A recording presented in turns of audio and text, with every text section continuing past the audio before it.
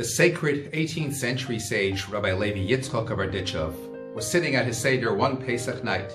Towards the end of the Seder, he instructed his assembled followers and disciples to place their hands upon one another's shoulders and to close their eyes to engage in meditation. Whereupon, through divine inspiration, Rabbi Levi Yitzchok heard a voice from heaven which declared, "The Seder of Rabbi Levi Yitzchok is extremely beautiful and holy, but that of Beryl the tailor is more pleasing before God." Rabbi Levi Yitzchok suddenly opened his eyes and instructed his students to go right away in search of this special Jew. Who was he? What was it about him that made his Seder so special? He must be one of the famed Lamed Vav, the 36 hidden righteous of the world, he concluded. They went in search still that same night and were directed to a small, squalid house on the edge of town. This only confirmed Rabbi Levi Yitzchok's suspicions. He proceeded to knock on the door. The lady of the house answered, and you could imagine her utter dismay when she saw the sacred rabbi himself standing there. "Is this the home of Beryl the tailor?" "1 minute, I'll call him," she replied with trepidation, wondering to herself what her husband must have done so wrong, prompting the great rabbi to come out at night, and on Seder night of all nights. What followed next was the sound of splashing water. "Get up, you shikker! The Rebbe is at the door. I don't know what you did, but you're in trouble now." The disheveled man awoke quickly, now soaked from head to toe, and rushed to the door, all apologetic. "Rebbe, I'm so sorry. I don't know what I did, but whatever brings you here, I am so sorry." Rabbi Levi Yitzchok smiled softly. "Please, just tell me how you conducted your Seder tonight." The tailor turned 3 different shades of red. Again, Rabbi Levi Yitzchok encouraged him gently, and the man explained, "I'm an ignorant man. I have limited Jewish knowledge. This morning I woke and went out into the marketplace. I saw people rushing about, so much hustle and bustle. I went to one market stall and asked, 'What's all the tumult about?'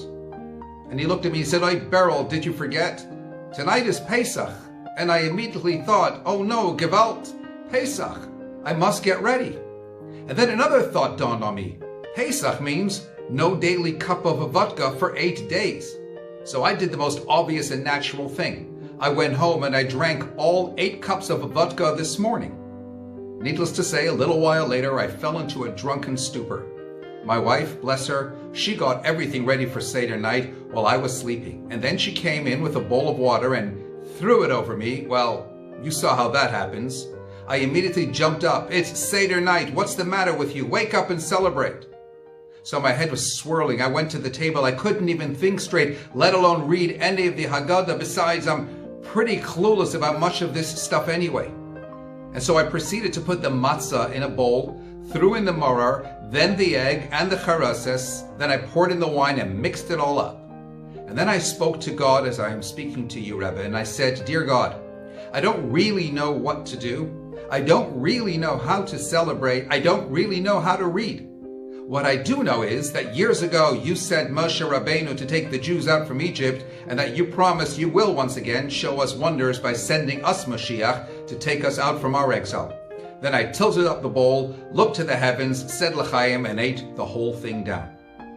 Rabbi Levi Yitzchok, in his inimitable style, looked up to the heavens and declared, "How precious are your children, O God. Even in their stupor, they look to connect in their own way to you." Friends, Seder night is filled with so much rich spiritual splendor. And no matter where we are at on the so-called Jew scale, that's irrelevant. It's simply about the heart that goes into it. So many of us will have always attended Seder, whether with family or a communal Seder, or at some hotel or some other form of Seder where someone else was leading. This year, many of us are on our own. And maybe you feel out of your depth, and you wonder whether there's any meaning or point to whatever it is that you're going to do. But as on Yom Kippur, even those few brief, sincere moments count so much up above. Be your own leader and do your own Seder. As Beryl in our story demonstrates, a simple, sincere moment of heaven on earth is more valuable and pleasing before God than even the greatest, deepest meditations of all the righteous men in our world. The Lubavitcher Rebbe once explained that when Rosh Hashanah falls on Shabbat and we therefore do not blow the shofar, it's not that the Shabbat deprives us of the opportunity to fulfill the mitzvah. It is that because it is Shabbat, the very power and holiness of the day is such that it achieves whatever the shofar on a weekday would otherwise achieve. We are currently living in a most unusual time. The primary Jewish principle of v'chai bahem, preservation of life above all else, disenables us from praying in our shuls and performing numerous other mitzvot. In fact, so fundamental is this principle that performing a mitzvah in a precarious situation is indeed a sin. But know this, it's not that we're being denied those mitzvot. It is that our present situation dictates that what we are doing achieves the same of what we would otherwise do in normal circumstances. That is the power that is presently in your hands. Praying with a minyan today in any format against medical and rabbinical directive is an unequivocal sin.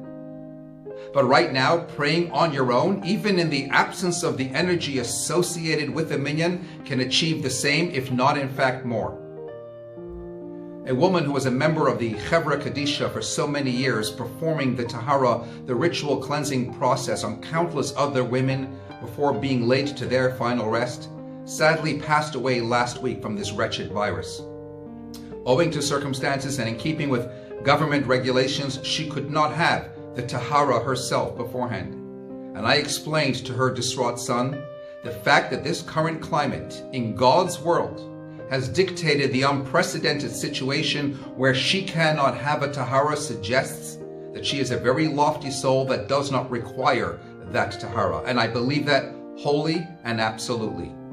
In each of these instances, as indeed on Seder night, know that you are living in conditions beyond your control. There is a new kind of power, a new sort of energy that is now in your hands. Your heart, your mind, your soul, just connect in your own way and know that what you do brings heaven down to earth and is more pleasing before God than the acts of even the most righteous of men. May our actions indeed bring about personal and collective redemption for all of mankind. Amen.